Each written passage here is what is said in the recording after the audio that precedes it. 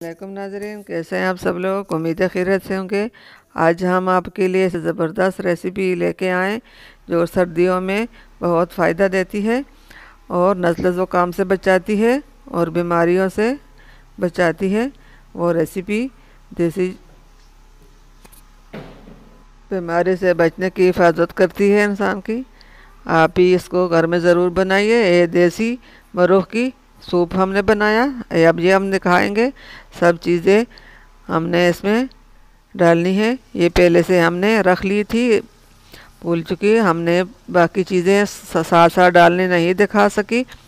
और पहले हमने पानी डाला, फिर हमने देसी मरूख डाला और फिर हमने एक प्याज और 5 से 10 हमने जामें ली हैं लहसुन की, अदरक, गरम मसाला 1 चम्मच, नमक 1 चम्मच और 1 चुटकी भर हमने इसमें हल्दी डाली है। 1 चुटकी भर हमने इसमें लाल मिर्च पाउडर डाला और गरम मसाला 2 चम्मच डाला। देसी घी हमने 1 चम्मच डाला। ये सब चीज़ें हमने साथ डालकर हमने इसमें खीरा डाला। और ये चीज़ें हम दिखाना तो भूल चुके हैं और हमने इस तरह बता लिया। आप भी इस तरह घर में सूप ज़रूर बनाइए। ये सूप हमारा रेडी हो चुका है।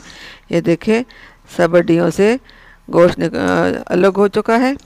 और अब ये रात को सोने के वक्त 1 कप खुद भी पिएं और बच्चों को भी पिलाएं तो आपको बहुत फ़ायदा देगा। उम्मीद है हमारे आज की रेसिपी आपको ये वाली पसंद आएगी। अब इसको हम प्लेट में डालकर दिखाएंगे। देसी मरूख की सूप बनाना बहुत आसान तरीका है। आप भी ज़रूर घर में ट्राई कीजिए।